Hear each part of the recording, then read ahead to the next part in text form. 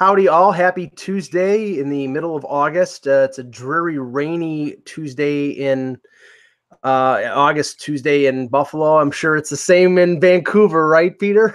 Yes, I'm actually not even in Vancouver. I'm in the Gulf Islands, halfway between Vancouver and Vancouver Island. And it basically looks like Blade Runner 2049. It is apocalyptic how smoky it is here. Wow. I put a photo out on my Instagram account of the sun rising today, and it literally looks like the sun's in Tatooine with Luke Skywalker, the orange on the dust over the water. It was bizarre. I was going to say, is Mount St. Helens erupting again or something? Oh, yeah. It's overcast here in Jersey, so it's not so bad here. Yeah, but it's always bad in Jersey. No, says the guy in Buffalo. Says the guy in Buffalo. I know. I let it go. We talked about this yesterday, but Russ put up a very interesting blog. Go to sportsology.com and take a look of the top 20 front men or rock lead singers. I don't want to put men because there's a woman in there, but rock lead singers of all time. Right. And I think there's no argument, and we said there's no argument that Freddie Mercury is number one.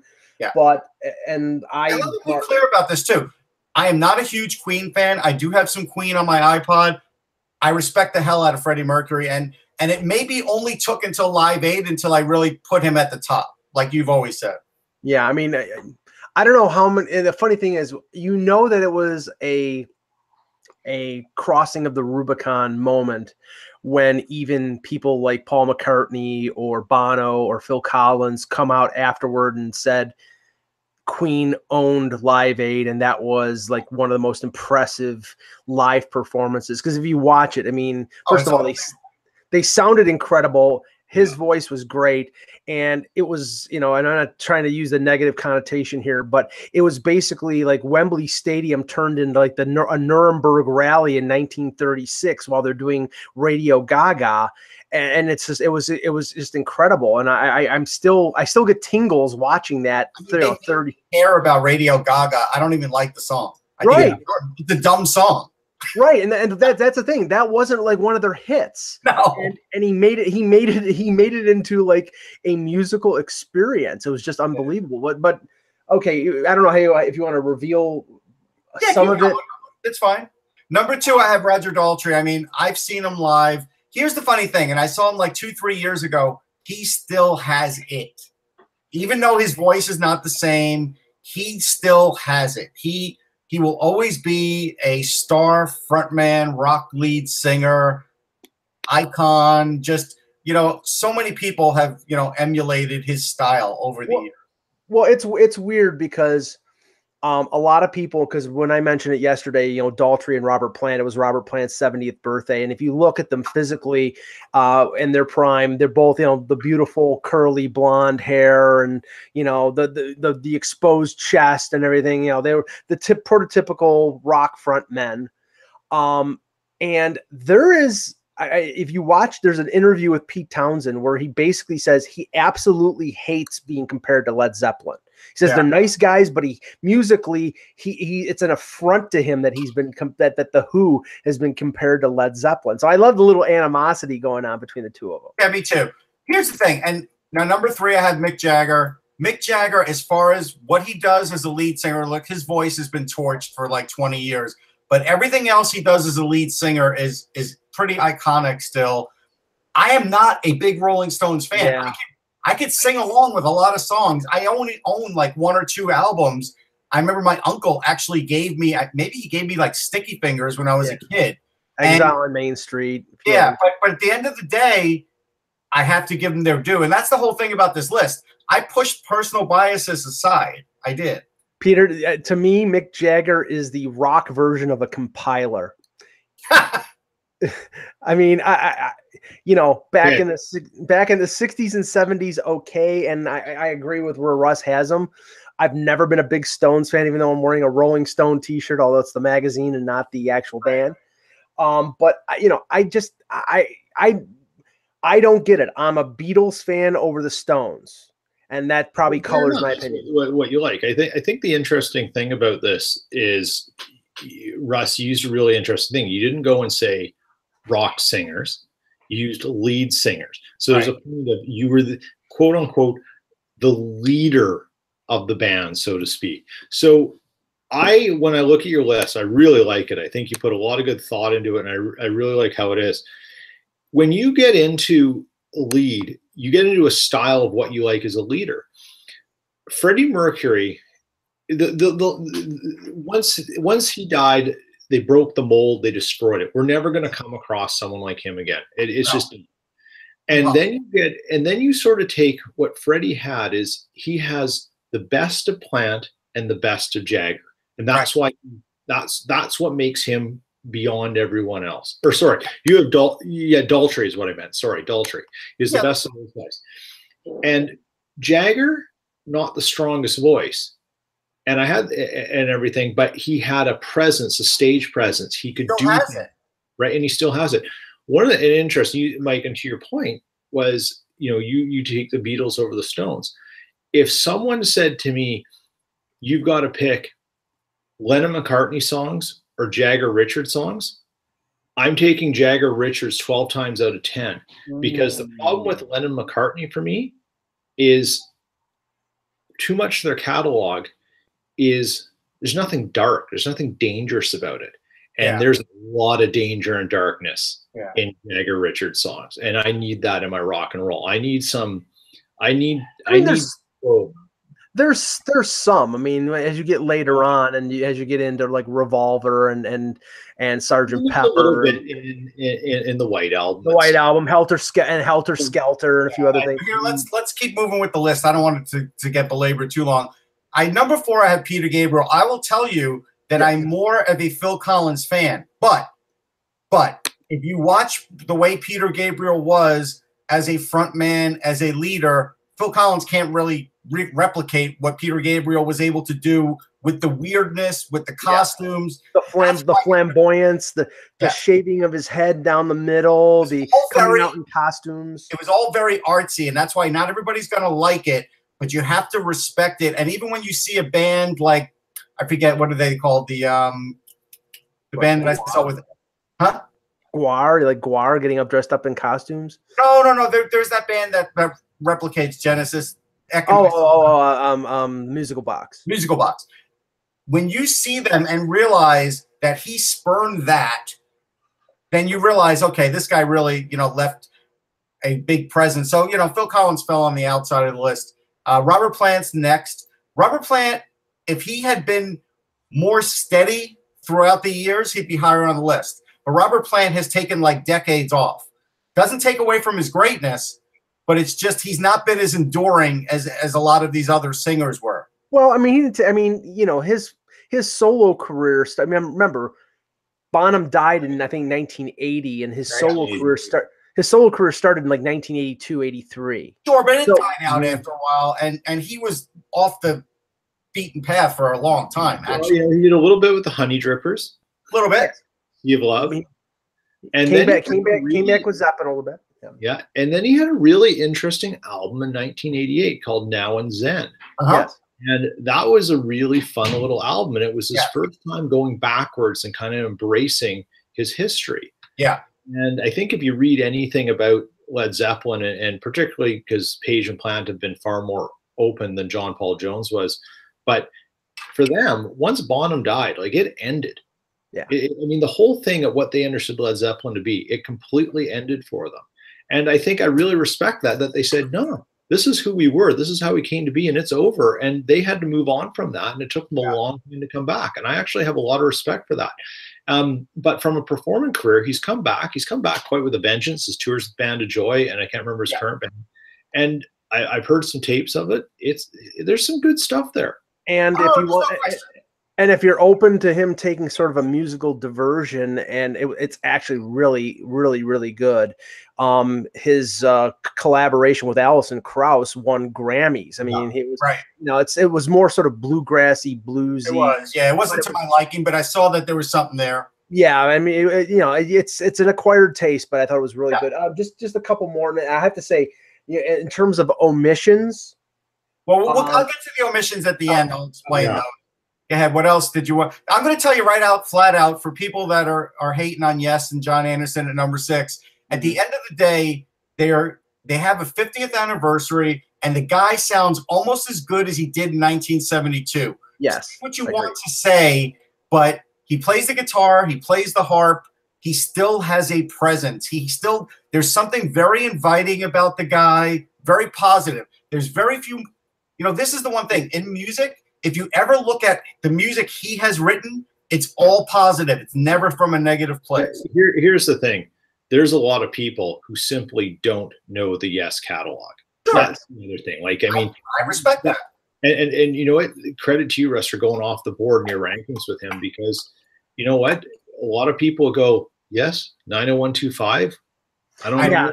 I love Genesis' their first album, Invisible Touch. It's like, that ignorance. Yeah. All right. So what else? People want to yell at Joan Jett. Here's the funny thing. Okay. Go see Joan Jett in concert and tell me if she isn't better than whoever she's warming up for, if she's warming up for somebody.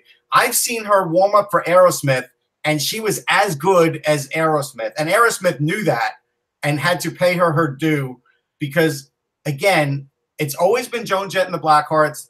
I don't care about how many hits she has, but let's just use the song Bad Reputation. How many different places have we heard that over the years? A million. From football games to everything. To, Ronda Rousey's using it now in the WWE. Like, she's iconic. You could say what you want but at the end of the day, she's been pretty enduring. Yeah, I only have a problem with a couple of them. I mean, I think personally, I think McCartney belongs higher than 8. That's a tough argument because here was the argument for McCartney, right? I looked it up, and just by a hair, John Lennon played a few more songs as the lead singer of the Beatles, but nobody looks as the Beatles as having a lead singer. So that's why the Beatles are out of the list. Right. Just because, like nobody's the lead singer for Crosby, Stills, Nash, and Young. Right. And so some of those bands get, Grateful Dead, Bob Weir, Jerry Garcia, that's you need a lead singer, and and that's what I liked about your thing, and why you didn't just say top 20 rock singers, or top 20 lead men or lead people of a band. It was lead singer. There's an element that comes with both that makes this a very specific list, and it's great you cast off those guys because it doesn't apply to this. Yeah, and look, other ones that are really close. Well, go ahead, Mike. You tell me the omissions first, and then I'll tell you. Well, one glaring one is Geddy Lee. Okay, I mean, Geddy Lee is right on the outside with like Paul Stanley and a lot of guys like that. There's some big time names that are not on this list. I acknowledge that. I'll give you a big one. Let's go do some omissions. Elton John. Yeah, Elton John's one of my favorites, but I couldn't slot him in. I was trying to see where could I slot in Elton John. It's hard.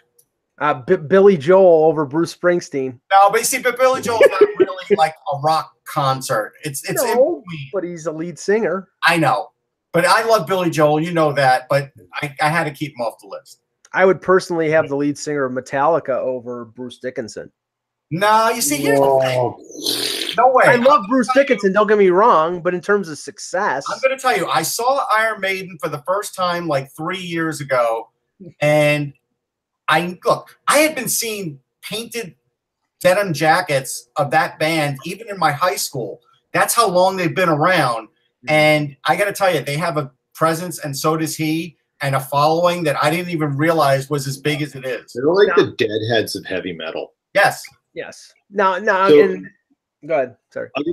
So keep going down the list. Let's alternate some names that are on there, because Russ, one of the things I think is, I think you did a good job of including women in this, but a couple names I think could have been consideration. Maybe you did have them on the outside looking in. Stevie Nicks. Yeah, Stevie Nicks is just on the outside. And Patti Smith. Yeah, Patti Smith is a great one. My wife is a huge Patti Smith fan. Like, she has black and white pictures of her. I get the iconic feel of Patti Smith, but I don't know who I'd replace her on the list with. That's the problem. And this is a minority opinion, but this is the music that I listened to ad nauseum when I was in college. I have heard the opinion that of the, and I know that Stone Temple Pilots was not a Seattle alternative band. I think they're from Ohio originally, but of Scott Weiland, Lane Staley, Kurt Cobain, Chris Cornell, and Eddie Vedder. If you're going to put a list, Eddie Vedder might be 5th.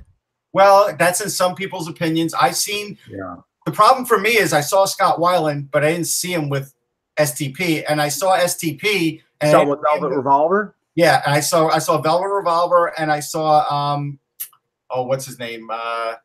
The Slash from Guns N' Roses. Yeah, I did see Slash. No. When STP went out, they went out. Oh, you saw them with Chester Bennington. Chester was great, and they were great, but Eddie Vedder still has it. I'm sorry. Like, he's a guy that's been very, very enduring. Listen, Kurt Cobain is just on the outside. I mean, Kurt Cobain I think you also have to take in career length too, and for that matter, and some of the Dave Grohl is just on the outside too. He's fantastic. So, but in the same way that you can't really have Kurt Cobain in there, you couldn't have Jimi Hendrix. Right, and Jimi Hendrix did cross my mind for the Jimi Hendrix experience, no question about it. So, 2 names. Go ahead.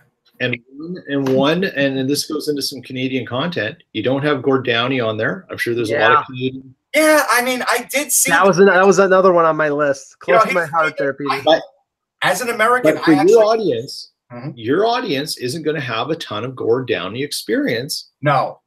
Right? Like, they're going to be who? Yeah. I saw him for 3 songs at halftime of the Grey Cup live. And that was great. Like, that was my first real experience seeing them live. I knew about them. And I was like, hey, they are really great. I think he would be in like the top 30. I don't think he would be in the top 20.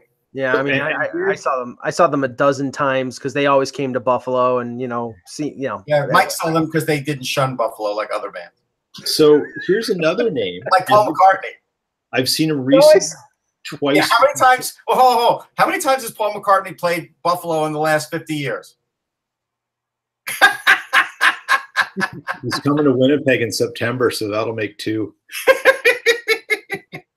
So here's another name, and I've seen him twice recently at some corporate things in the last, say, 5 years. Right.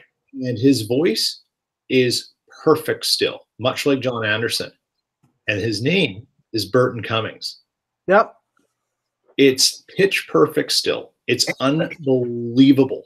I've got some video. I wish I could play some. I shot some video on my iPhone, and even with the iPhone and listening to it that way, like back, you hear how amazing his voice is. It's incredible. Yes, the guy has. I didn't. Yeah, that's one that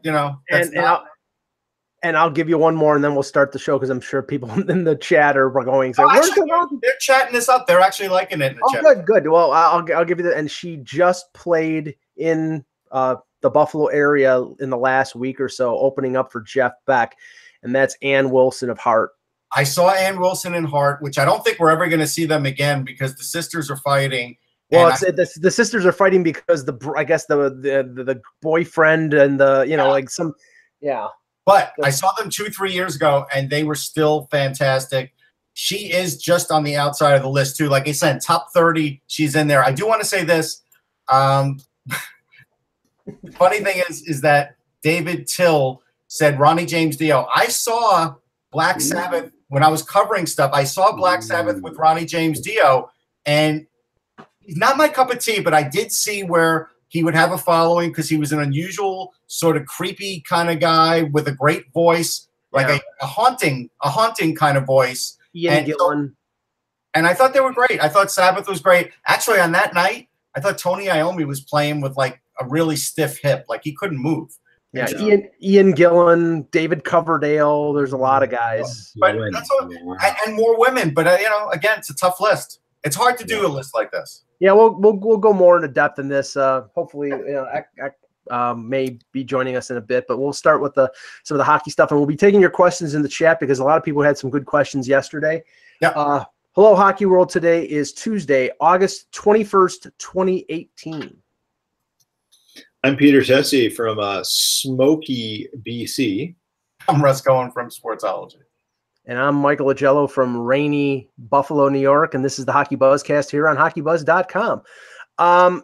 Okay, we'll start with this because it happened after the show yesterday, and we were talking about, Darnell Nurse and his RFA situation based on Andres Sekera probably being out for a significant period of time. And I know that Eck had reported that the Oilers were looking at some options on the blue line, one of them potentially being Alexei Emelin.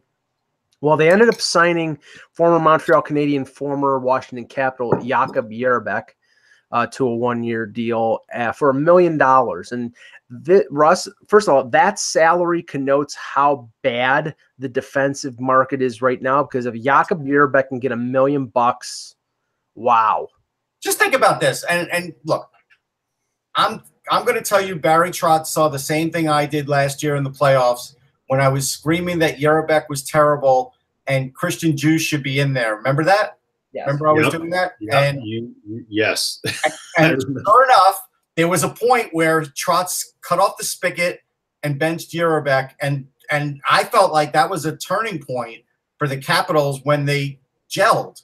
Now, can he do something for Edmonton? Sure, but I mean, he's not great defensively, and again, I don't understand it. But I will tell you also that there was and I forget who the writer is. I'll pull it up. Online yesterday, there was a little bit of a discussion about what Edmonton's defense might look like. And Larson, let's see, a Clefbaum, Matthew Benning, Darnell Nurse once he signed. Now Jerabek. Who is it? Ethan Bear. I mean, it's not an impressive list. No, it's not an impressive list. It's really like a list that you start looking at it and breaking it down, and it's like, ooh. So here's my thing about Edmonton, and what I don't understand is you wanted a left-hand D, you went to the bargain basement, and you maybe overpaid in it. Why not give Toby Enstrom $3.5 million for 1 year? Yeah, I don't understand that. Like, it makes no sense to me, because Enstrom, and here's the thing, and it's still remarkable to me that Enstrom doesn't have a deal in some capacity. Take whatever salary demands out or you want out of it, but Enstrom is the ideal kind of player for Edmonton, because while he doesn't go into the corner, will go into the corners and get bounced around a bit. What he does is exactly what the Oilers need. He gets the puck and he gets it up the ice quick. It's exactly the kind of thing that the Oilers need. Why Chiarelli can't identify that and say, this is the guy I need at $3.5 million, rather than a plug at $1 million, hoping Sekera comes back and walks into things. Sekera might not do anything this year. Yeah, I'm going to be shocked if he plays at all. I know there's this talk that sometimes guys come back quicker, yada, yada, yada, but he's come off – this is his second big injury in a short amount of time. I will be surprised if he comes back this year. Yeah. And here's the thing. If he does come back, okay, great. But you still got an insurance policy, and you can fit him in. Even if you had a player like Enstrom in there, it only actually helps you. It's mind-boggling to me. And, and maybe Enstrom said, now I'm done with being in a northern Canadian city and blah, blah, blah. I want to be someplace fun for my whatever the last few years of my career are. And that's perfectly fine too. But if you're the GM of a team, it's your job to do the sales pitch to get the players you want and try and finagle them in. And right now, if you're willing to throw some of the money that Chiarelli's throwing around on contracts, you should be able to make a smart decision like getting Enstrom. All right, yeah, and the name that I forgot was Norris Trophy candidate Chris Russell. Right. So here's what I've got. It's from Jim Matheson, who's a really excellent writer. But this is where I think writers don't really, beat writers especially, don't really take into account where a player is at. So he said, so we've got Clefbaum, Larson, Nurse when he signs, Russell, Benning as top 5 on Edmonton D, and Jerabek, Gravel, Ethan Bear, Evan Bouchard, and Keegan Lowe in the hunt for 6 and 7. And my basic response was, if Evan Bouchard is in the hunt for 6 and 7, send him back to London, because you don't want him playing that. And at the end of the day, we just saw him, maybe Jim didn't, in the summer showcase. He wasn't dominating. He probably needs to go back. And this is isn't this the Oilers' issue? Is that they haven't had depth, so they keep bringing guys up Yes. that time. And the thing is remember, the one player they were cautious with was Nurse. And it was touch and go with him too in the way they developed him up. And Nurse has panned out. I wasn't a big Nurse fan for a while, and I've come around on him. I see the value in him. But if you're going to do this again because you have a hole to fill, and this is, and I'm saying this from the point of Matheson's point, that's the route to go. You're not seeing the forest from the trees, Jim. That's the issue. And I think, Russ, to your point, some beat guys, they have a very specific role in the day-to-day events and lives of players and how they do things, and they need to change the narrative to that and do that. But when Jim Matheson and you take your experience out and you go this, he gets himself in all sorts of trouble because he's not seeing the forest from the trees a lot of the times. And I think you raise a really good point about that. Well, thanks. Well, okay, transitioning to. Well, so I just don't have any more steam on that subject. Like that's just it, you know. Yeah, well, I mean, the only thing I have left to say on it is Edmonton Oilers doing Edmonton Oiler things. Yeah, and if they do promote Evan Bouchard way too early, you know, that they're gonna rue the day, and they're gonna do, you know, and I hope this is not the case, because I think he's going to be, has the potential to be a very good defenseman. But if they haven't learned from what happened to Nail Yakupov and what in a way happened to Ryan Nugent-Hopkins, because I think, you know, he could have been a lot better had he not been rushed. You know, you let these players develop. You let them play a year or two in junior. You let them play a year or two in the AHL. You let them mature physically, mentally. You get a more well-rounded player, and after that, you know, you get there are very few exceptions to the rule. Connor McDavid is an exception. You know, Austin Matthews is an exception. Somebody drafted, you know, I would say, you know, very, very few guys. I mean, you can count on one hand the David Pasternaks who get picked in the 20s and step in the NHL as an 18 or 19-year-old. You let them develop. Yeah, that was Peter. That was exactly where I was going for the next thing, because it's comments from former Ottawa Senator, former Blackhawk Stanley Cup winner Johnny Oduya raised some eyebrows regarding the Ottawa Senators. I know our friend Russ Bodine posted it on Twitter. I think he translated it, and thankfully, because Google Translate sometimes butchers the Swedish and English language. Oduya said of the Sens, all the stuff, meaning the Mike Hoffman, Erik Karlsson kerfuffle, happened when I had already left for Philadelphia. No doubt, I don't know how to describe it, but they're an organization. An organization like that doesn't have the same sort of traditions and stability as other teams do. If minor stuff happens, the house of cards falls apart pretty fast. It was a big difference compared to other clubs I've played for, where the tradition runs deeper and there is more structure. Russ, this is a shot across the bow of Eugene Melnyk and the ownership, the management of the Ottawa Senators, and how it's a clown show there. But I'm going to defend the Senators a little bit. Like, this is a player with an axe to grind.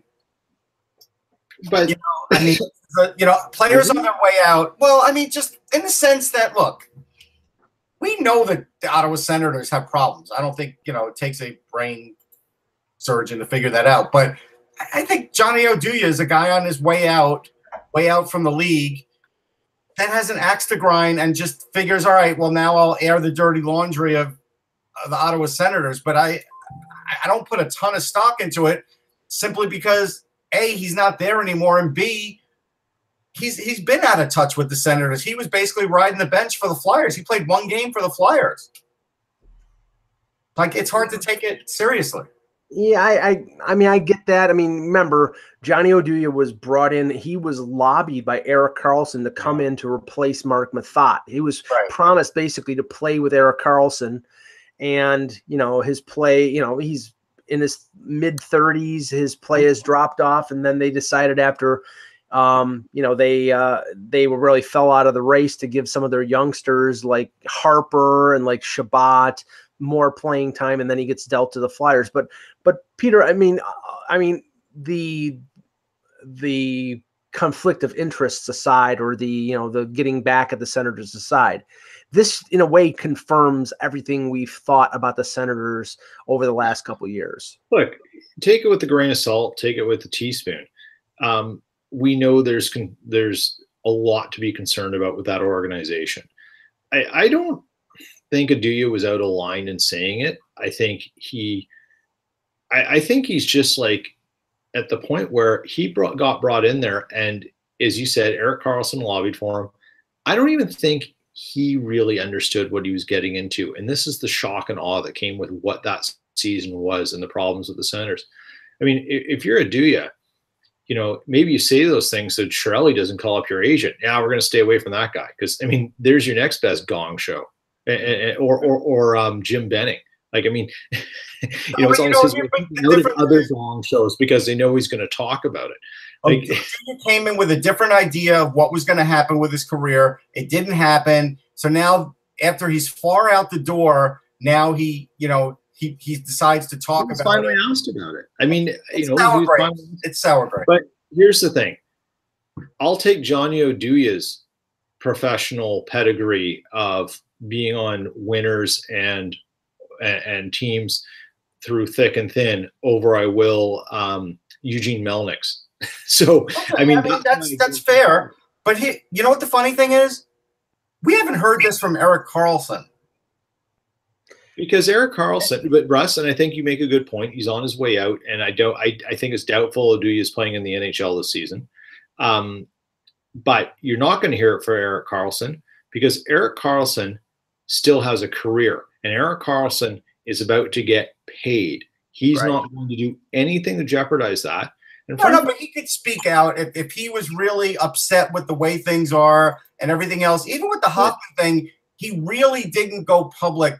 And it was more of the Hoffman part going public. So my basic point is, I just think Oduya is out of line. I do.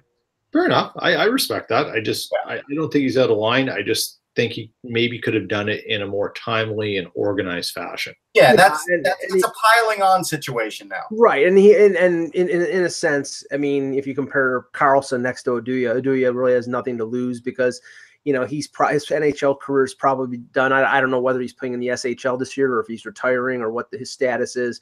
Karlsson, Karlsson's gonna be a good citizen and a good soldier if he has to stay in Ottawa until he gets traded, and then he signs his big deal, and I'm sure probably while the ink is still wet on that new contract, he'll probably do a one-on-one with somebody with the Athletic. And spill his guts about his past with the Senators. So, let him go on the Players Tribune and do it. 10 years after he retires, like everybody else. Like it just at the end of the day, teams have problems. We know that. It doesn't help. Here's the other thing that players never think about when they decide to do something like this: is if you consider those people left behind your teammates, you're not doing them any favors by piling on right now because they're still there. Now, I just want to touch on this because in my position as covering the Leafs, some things are minor stories, some things are of major consequence. I know that Eck posted something yesterday regarding, rumors he had heard about Mitch Marner, and this is going to be front and center, and we're going to hear about this off and on this entire season because unless the Leafs get Marner and Matthews signed to extensions at some point during the season before July 1st, when offer sheets are an option. But this is the thing. I mean, we've talked about this a lot, and it's much ado about nothing in the current construct of the NHL. Offer sheets don't happen.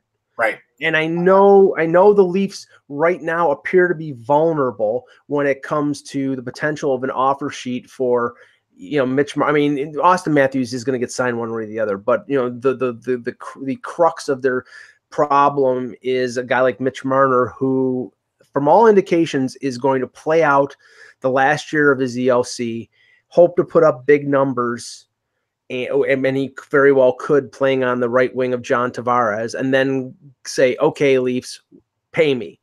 And if they don't pay him what he thinks he deserves, then, I mean, from what, people have told Eck is that the offer sheet avenue is out there. But the thing is, the player has got to be amenable to an offer sheet. And I don't know whether Mitch Marner has any interest whatsoever in leaving Toronto. He just wants to get paid by Toronto. That's why I honestly think that an offer sheet is not going to happen. Let's go down that offer sheet road, because here's the thing about offer sheets, and you guys correct me if I'm wrong. We only know about the offer sheets that have been signed. Right. We don't know of the ones where they've been put in front of a player and his agent and they said, nah. Like, do we? Is that even we do hear about a few that get publicized and they say you have 10 days to match, like Shea Weber, but it's few and far between. But he signed it. Like, he accepted the offer sheet. So who's the ones that have, right? Like, that's the thing. Yeah. So Shea Weber was one. Ryan O'Reilly. Ryan Kessler. Dustin Penner. Thomas Vanek. Steve Bernier back in the day. Yeah. And who was the one? It was and that the Bernier one was the Canucks. David Backes. And there's a couple others. I just can't think of them, right? So first, they don't happen that often. But if you're going to make an offer sheet, you make it appealing to the player. Like, that's the whole point. Like, it's an offer. We're willing to take the risk for you of our draft picks because we feel you're this valuable. And this is how much we're willing to pay you. Part of the offer sheet thing is that if it's done right, you potentially, you're valuing the player based on the compensation level because you don't want the team to match. I mean, that's the crux of them all. So, I mean, you talk about the Leafs, Mike. The Jets are in the same thing. They're going to go into the last year of their deal with Kyle Connor and Patrick Laine, and see what happens, right? And it's the same as Matthews and Marner. And remember the situation with Ryan O'Reilly, because that's one of the more recent situations regarding an RFA getting an offer sheet, and ignore the Jay Feaster flub that happened in terms of the contract, which I'm struggling to remember. But basically, if Calgary got him, if Colorado hadn't matched, Calgary would have lost him on waivers or something like that, because it was some weird thing where they re-entry waivers. Right, exactly, and somebody could have claimed him. But the thing with O'Reilly was in Colorado, and Colorado had a salary structure, and they did not want to pay O'Reilly more than Matt Duchene, who was drafted in the first round, 3rd overall in the same draft that he was drafted. And the offer sheet, and in the second year, paid O'Reilly more than Duchene, and that's the reason why he signed it. He didn't want to be limited by Matt Duchene's salary. He wanted to be paid based on merit, and that's eventually the reason why he got traded to Buffalo, and signed a deal more, for more than Duchene was making. So, I mean, in that instance, every team is susceptible to an offer sheet. That's why you don't. But in that instance, it's like, okay, there was some animus there negotiating wise, and that meant that O'Reilly was open to leaving that team and essentially giving the Avs the stab in the back. I don't perceive that as being a situation with Marner. He's going to want to get paid. Understandable. If he puts up 80, 85 points next year playing on the right wing of John Tavares, he will deserve to get paid. And, the Leafs will find a way. They may have to trade somebody else off to make room, or they may not be able to re-sign a guy like Jake Gardiner. But I don't think that it's going to get to the point where it's so acrimonious that Mitch Marner is going to say, okay, Buffalo, sign me to an offer sheet. I agree with that. I do. I don't think Marner is going anywhere. And so I don't think it's going to happen. Somebody from the chat room asked if there's a Sam Reinhart update. There is. As of like the 19th, his agent said talks are ongoing, and he's playing in the Beauty League, so you can follow on there. Yeah, and I mean, I know, like I said, I had heard from Paul Hamilton, who covers the Sabres for WGR 550 radio in Buffalo, that a consideration here would be a 1-year deal instead of maybe maybe Reinhardt scored 24 goals last year. Maybe he doesn't want to get locked up on a 2-year deal, because if he puts up another number like that, he should be set up to get big money right away. And instead, he would have another year being paid, what, $1.2 million, $1.5 million, something like, who knows what they would agree to. So if he takes a 1-year deal for, $1.5 million or something like that, and puts up big numbers, then on January 1st, they could sign him to an extension, and he would still be an RFA without arbitration rights on a 1-year deal. So I think that's going to end up being the way it goes. Yeah. Now, Russ, check while you're looking in the chat for some questions. If you got some questions, please send them in there. I know we touched on it yesterday, but the Dustin Tokarski signing with the Rangers, I know that I read some comments that said that Tokarski is going to be in the mix for the backup job. Do you think that that's the case, or do you think it's going to be? And that's why I said that yesterday. I watched him play in Lehigh last year, and I felt like he just wasn't getting a chance with the Flyers because Alex Lyon was playing so great. But Tokarski was pretty good. And Tokarski has NHL experience, and he has more experience than Georgiev. And and it even probably has played more NHL games than Mazanec. So, yeah, I think he's definitely in the mix. Yeah, and the reason I bring that up is because James Myrtle from The Athletic reported that Toronto was shopping Calvin Pickard, who had a really, really good year last year in the AHL. He's an NHL goaltender. He played very well at times for Colorado. I think he's a pretty solid number 2 guy.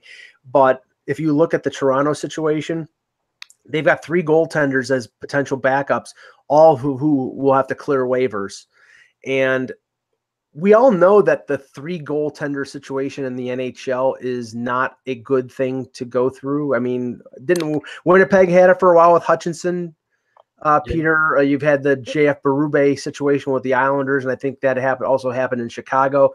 They don't want to lose Garrett Sparks on waivers because he would likely be claimed. But I'm convinced Mike Babcock, unless Curtis McElhinney falls flat in his face, I'm convinced that Curtis McElhinney will be the backup goaltender because he put up great numbers as a backup last year, and Babcock trusts him. And I don't know whether he trusts Garrett Sparks. I agree with that. Actually, funny thing about McElhinney is, just to show you where I think things are at with him, in my fantasy league, I saw that he was a UFA, and I picked him up and signed him to a 2-year deal. Why did I sign him to a 2-year deal? Because I do think at the end of the day, Babcock is going to keep him from retiring. I think he's going to keep him around because he's comfortable with him. He knows he can play X amount of games. He doesn't have to worry about it. I think that's why, unfortunately, Sparks and Pickard will eventually either get dealt or just never get the chance because of Babcock's attachment to McElhinney, because he likes that professional older backup. That's just the way it is. And some coaches are like that. And the backup is a really important thing. A coach needs to know what he's getting when he puts his backup in, so he can manage the games for his starter. Who he wants the starter with, what's going on, and there's always variables that affect that schedule. But a lot of coaches, and I think Babcock's one of them, they literally map long-term out how they want the backup used and when and against who and why. And trust is a big issue for coaches, and it's a big issue for Babcock from what I can tell. Others may have reasons to say otherwise and totally debunk that, and I'm happy to be debunked.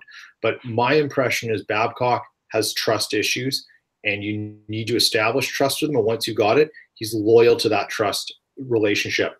And McElhinney would fit right in that wheelhouse as far as I can tell.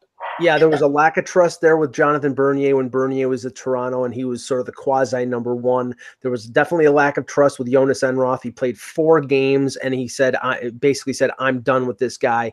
They called up Antoine Bibeau. He played 2 games. He didn't trust him because he was a rookie, inexperienced, and wasn't up to the NHL at that point. They claimed McElhinney on waivers.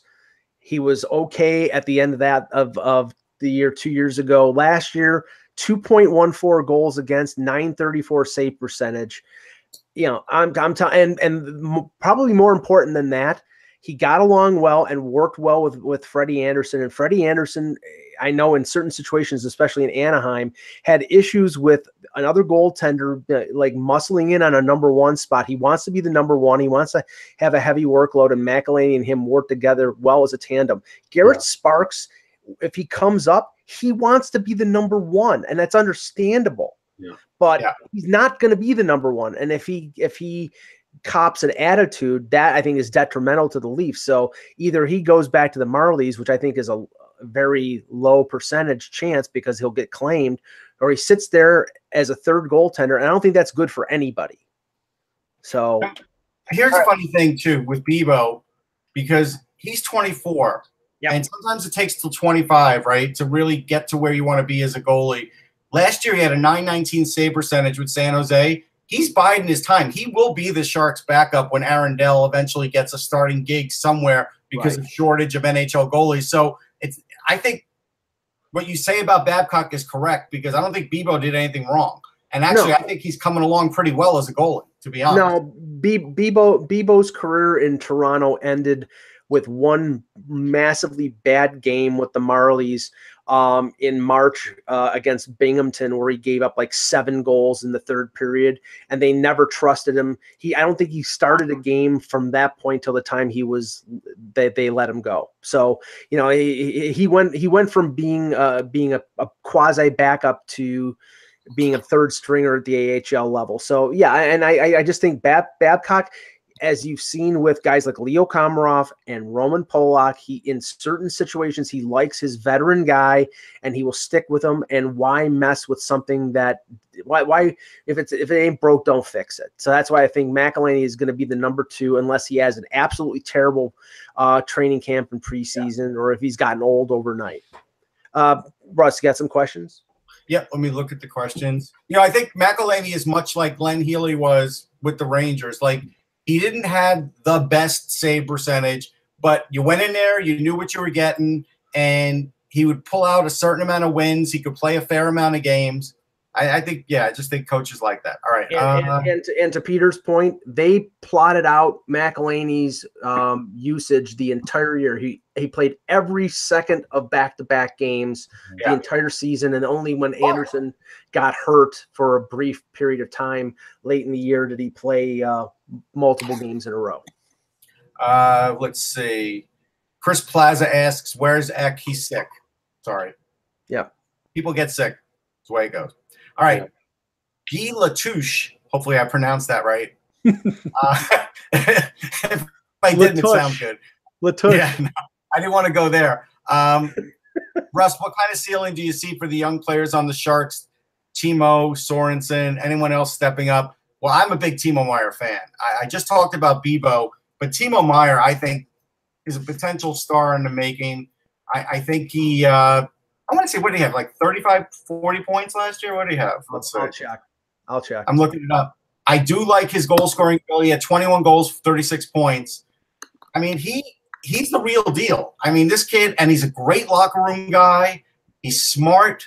He's only 21, and he gets it. Like, this is the perfect guy that the Sharks like, that is a big deal. And so I'm a big Timo Meier fan. And again, Antoine Bibo is a guy that I think if you think about him in 2 years or in the year, next year, he'll be your backup goalie. I'm a huge Josh Norris fan. Like, Josh Norris is one of the best draft picks the Sharks have made in the last decade.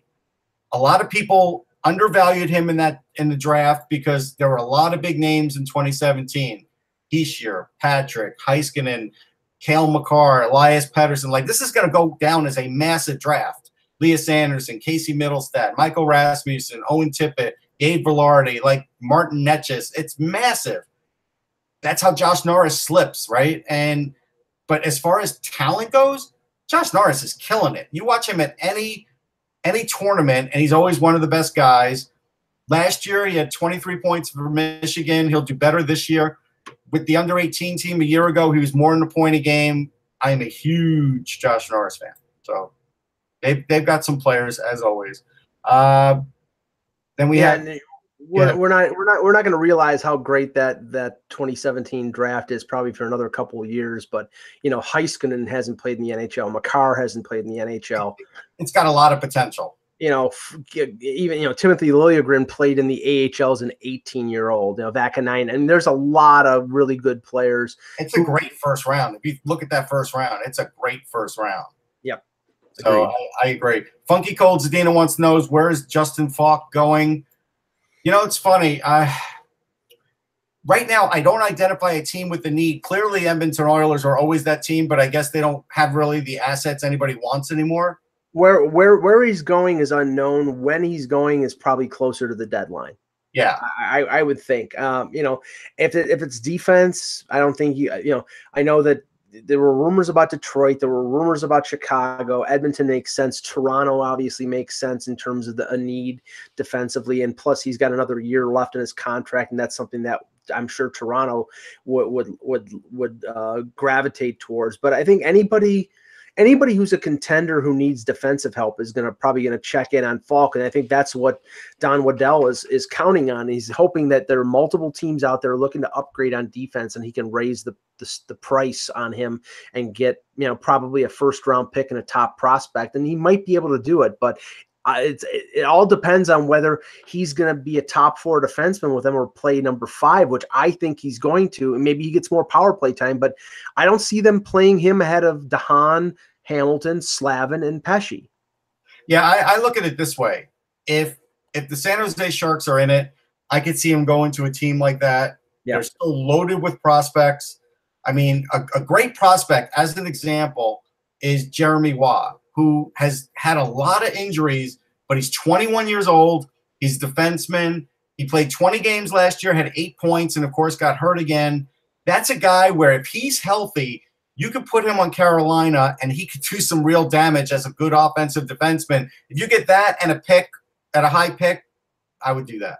I just think, though, if I'm Carolina, with the backlog that they have on defense already with Fleury, with Bean, it's not enough, though. I mean, you never have enough defensemen. I know, but I honestly, I think with the fact that they traded Skinner and they've consistently had problems offensively, that if you're trading Falk, you're asking for a team's top forward prospect and not another defense. Well, they can get Dylan Gambrell, who's already played 3 games for San Jose, who's a hell of a prospect in Denver, if they want to go that route. But here's the funny thing. I look at it and I say, I don't know if all these defensemen are going to stick with Carolina for the long term.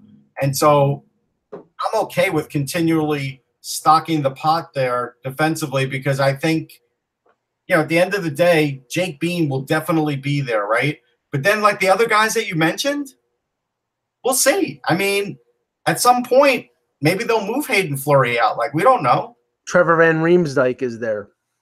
Yeah, I mean, but how many years? 2 years? Is that a 2-year deal? Yeah. Yeah, so, I mean, Jeremy Waugh has to stay healthy for a year, so he'd play in Charlotte to start. He could replace Trevor Van Riemsdyk in a heartbeat if he's healthy. Just an example. All right, Chris Plaza is asking me, who will be the best rookie to own in fantasy this year? You're talking 2018 draft. No, could be a player who. Oh, I see what he's. Oh, you mean okay? Yeah. I'm sorry. Yeah. Best rookie. That's a really good question. Maybe Pettersson, maybe Glass. I don't think Glass is going to get the chance. Pettersson, I don't know. I'm going to go Kailer Yamamoto because I just have a feeling he is going to stick this time. He's only played 9 games. I think he could have as many goals as the Brinkett did. I do. Maybe a guy like Tolvanen if Nashville actually Tolvanen could be a good one. I mean, look, Rasmus Dahlin, if you get him, obviously that's a no-brainer. I'm going a little deeper for you. And Nichushkin would be another good one to pick up. I still would roll the dice on Nichushkin as well. Now, technically, he's not a rookie, but he might be a rookie in terms of. I mean, he's not technically a rookie because he did play that one season. Right. If you want to go rookie, then just go Kailer Yamamoto. Russ, Philly, this is from Julian. Philly goaltending tandem in 2019-20. I think it's going to be Alex Lyon as the backup. I think Michael Neuwirth is going to be in the AHL. I do.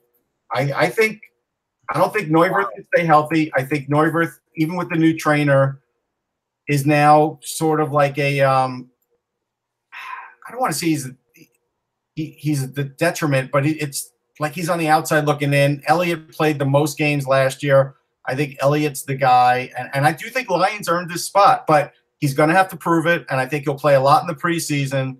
But I kind of like Alex Lyon. And don't hold your breath for Carter Hart because it's not happening. No, it's not happening. They're not going to do that. Celeb asks, hey, Russ, question for the panel. What are the chances Jack Johnson becomes a top 4D in Pittsburgh? If so, do you see the Pens trading Oli Mata or Brian Dumoulin for forward help? I'll go around, let you go first. Say the question again. Okay, so the question is, do we see Jack Johnson becoming a top 4D in Pittsburgh? If so, do you see the Pens trading Mata or Dumoulin for forward help? I think Johnson can become a top 4 when Chris Letang gets hurt, and you can set your watch by that.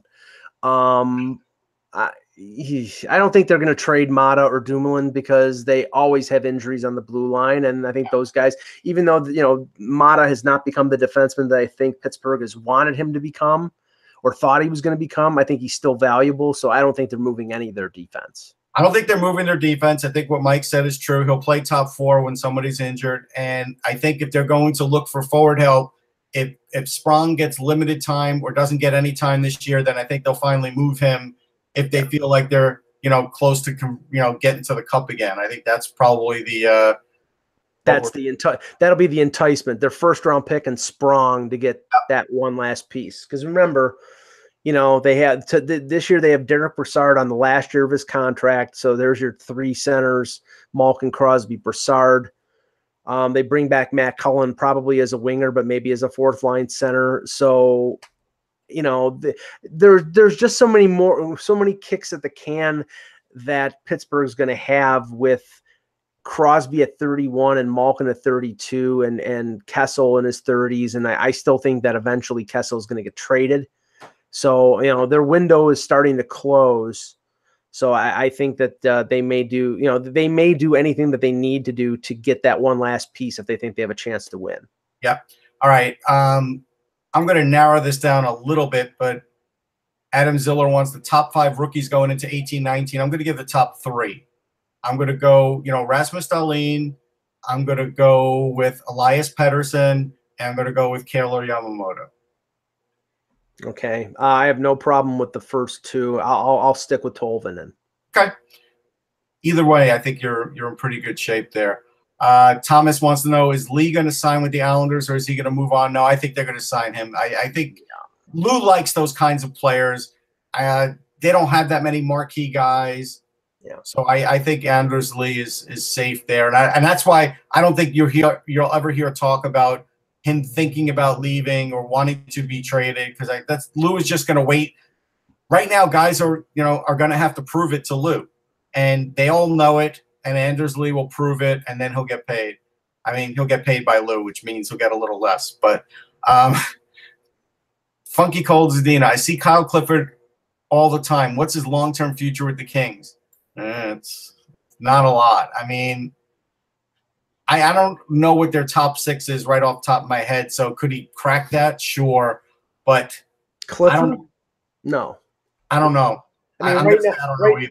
Right now, their top 6 is Kopitar, Kovalchuk, Dustin Brown, Toffoli, Carter, and probably Tanner Pearson or Kempe, and that they think Kempe is ready to jump up to that role. And I don't know whether they think Gabe Velarde is ready to jump into the NHL, but I think they think Velarde's close. So I don't even know if Clifford can get in the top 9 there. I mean, Clifford. I think he's a 4th line winger. Yeah, he's probably on the 4th line now. It's true. I mean, there was a time where he was a pretty good player because he added that grease that you needed even on a 2nd line role. But I think, he's probably a 4th liner right now. I mean, I'd be surprised if he's something else.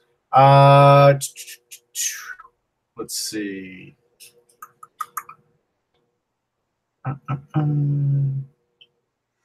Yeah, while you're looking for our final question, Eck just posted on online that he's being told that the Justin Falk sweepstakes, that there are 4 teams that are still in on trying to get him now before the season, and they all make 3 of the 4 make a lot of sense. Buffalo, Toronto, Edmonton. The 4th one is Boston. I'm not so sure about Boston unless they're talking about, for some reason, the name of Torrey Krug keeps coming up in rumors, and I just don't get it, especially with the fact that Chara's probably, this is his last year, or maybe it isn't, maybe he continues on, but Krug had a ton of points last year. He moves the puck. Yeah, I don't.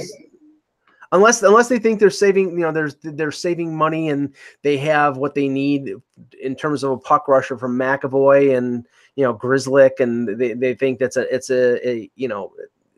Krug, that they can get that out of those players and save money by moving Krug. Grzelcyk will never be Krug. He's really good, but he's not going to be Krug. It's just not going to happen. Right, but Grzelcyk's on an entry level deal, and Krug's making like $5.5 million. So that why are they looking potentially at that? Because they gave Backus too much money, and Chara still helps them. He's making a lot of money for an older guy. Like, those kinds of contracts don't help you when you're trying to win, and everybody has to really pull their own weight. And I know that right now, like with the Edmonton situation, there were rumors out there about Edmonton being interested in Krug, and the Chiarelli Boston connection, obviously that lends itself to it. But look at what Edmonton has in terms of youngsters, and I'm assuming that Boston is not going to want, they're not getting Draisaitl, they're not getting Nugent Hopkins for Torrey Krug, right? What are they're going to ask for Darnell Nurse? I mean, I don't know if I see a fit. I mean, if Nurse doesn't look like he's going to sign, could we see something like that? Maybe. And that may be something Boston would be willing to do. That's possible. Because Nurse does fit like the Boston mold. He's a big aggressive defenseman. They have Carlo. He'd be another big guy to go along with Grzelcyk and he McAvoy. Skates really well, and he's got toughness. I mean, I could see that. I mean, that's something that is actually very plausible, but that's only if Boston feels like they could sign him where Edmonton couldn't, right? I mean, but I don't think it's going to get there. I think he will sign with Edmonton. I think at the end of the day, that's where Darnell Nurse actually wants to be there. So here's something Reed Wilkins pointed out on Twitter. The Oilers did offer Brandon Davidson a PTO. See, I had a feeling that they should have gone to him over Yerabek, but he wants a contract. And apparently he's getting close to a contract somewhere else. See, I think that's a missed opportunity for the Oilers because he's better than Yerabek. Is he great? No. But, I mean, we were talking about what's left in the defensive world. We're talking 7s and 8s here is what we're talking about. And that's why, for example, a team like Buffalo could be interested in a guy like a Toby Enstrom, because Toby Enstrom playing with a young guy like Dahlin or playing with Ristolainen would make a lot of, I don't know if he's a top 4 anymore, but that makes sense. It lengthens the depth of your blue line. And I think Toronto is going to be in the same boat. I think they're going to offer a PTO to somebody who I don't know. I keep going back to Kevin Bieksa because he's a right-hand shot, but maybe somebody else. But I think it's a little late in the game for Bieksa, though. It is. But the problem is that Toronto really has little pushback in their lineup, and that's the one thing that Bieksa can do. And what I'm talking about as a guy now who's going to play every day. I'm talking about a guy who's a 7-8 defenseman. And maybe if he plays 50 like he did last year, if he plays 50, 55 games and plays against tough opponents and he's out there and kills penalties and something of that nature, then maybe that's a good fit. But it depends on what the direction of the Leafs is in terms of how many skilled puck skating or puck carrying swift skating defensemen they want to put in their lineup. A couple other tidbits, and I'll ask one more question that's in there. Sportsnet's just quoting Austin Matthews saying I'd be ready for the Leafs captaincy if asked, but he's not going to get asked. Nobody's going to get asked this year. I think they're going without a straight captain. They're going to have all the A's instead. That seems to be the route there. Yeah, and that was I believe that came from a one-on-one interview with Jonas Siegel of The Athletic. I've yet to read it, but I know that it came out this morning. So I would think that was from him. Really good defenseman who I think got valued in the draft. Bodie Wild signed with the Saginaw Spirit. That's good for him. I think he will turn that league on its ear. Like Bodie Wild can be a handful, man. And so at the end of the day, I think he's going to lay some big hits, and I think more people are going to be more aware of Bodie Wild this year than they were, before that, because now he's going to have a little bit bigger target on him. Like the NTDP is one thing, but you can blend in a little bit. I think with Saginaw, he's going to stick out. All right, last question in the chat room. I had it up here. Peter Stepan wants to say, hello, Michael Augello from Orchard Park, New York. Okay. I mean, Home of the Bills, the 5-11 Bills. Don't even go there. Richie Incognito's in the news again, but I'm going to stay away. For what? Being a jerk? No, yeah, it's pretty heinous, actually. So I'm going to. The Bills can be thankful that he decided that he was going to, quote, retire, and then they let him go and he went and signed someplace else because he didn't get paid the money that he wanted to get paid. And now he's basically back to being a pariah as he was before he came to the Bills. So, addition by subtraction. Thank you, Richie Incognito. So this question, there's two more I'm going to ask because there's two really good ones. First one is Julian Fillins asking me if I think Philip Roenick is going to stick this year with Detroit. I think there's a really good chance. We know Kevin talked about him a little bit. He had a good year in Grand Rapids. He is a really good offensive defenseman who is just, big enough, fast enough to play in the NHL. I think he'll put some points up. Roenick's 20. It's a little, on the young side for the Red Wings, but I do think there's a chance of that. And last question. He might get called up like midway through the season, when they're out of the playoff race, he can play a regular shift. Unless there's an injury early on, then we could see him. Steve James, do you think Liljegren can make the Leafs this year and play with Hainsey 5-on-5 and maybe see some power play? Mike? No. I don't. I think the plan is for Liljegren to play another almost full year with the Marlies. Remember, with the Marlies last year, for most of the year, he was protected. He played, sometimes top four, but most of the time he was playing he played bottom pairing almost exclusively in the playoffs. They protected his minutes.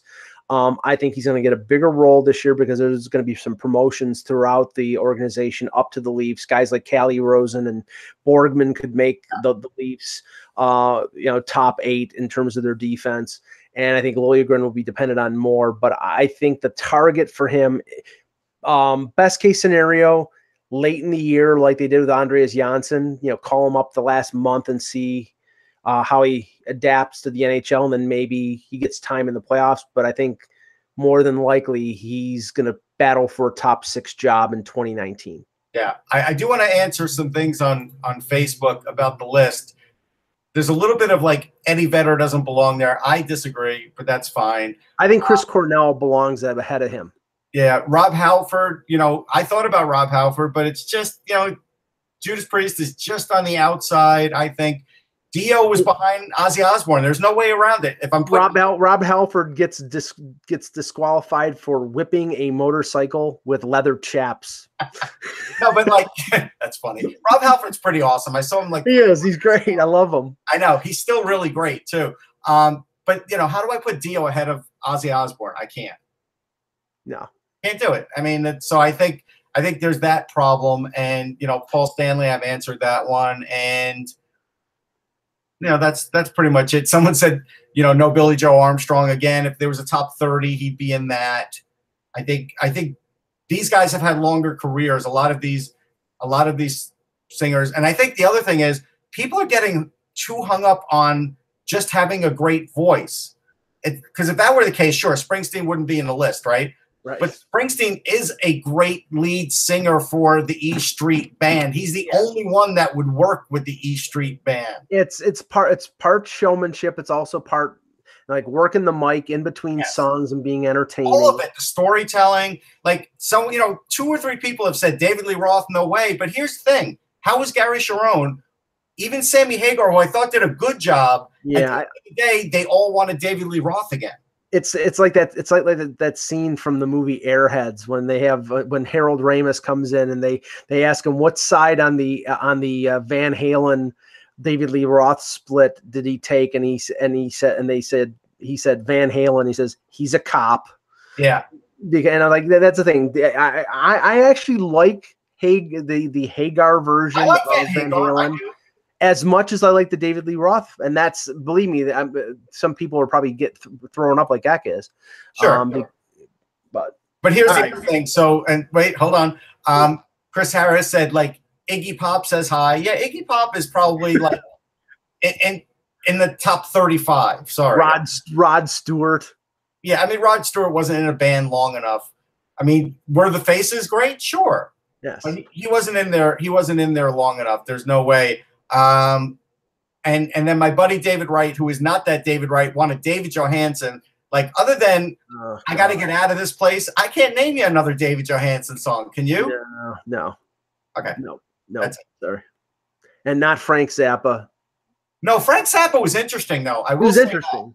He was interesting, definitely. But, okay. Great show. We will be back tomorrow with another edition of the Hockey Buzzcast. For Peter Tessier, who had to leave, for Russ Cohen, I'm Michael Agello. Thanks for watching. And remember, without the buzz, it's just hockey.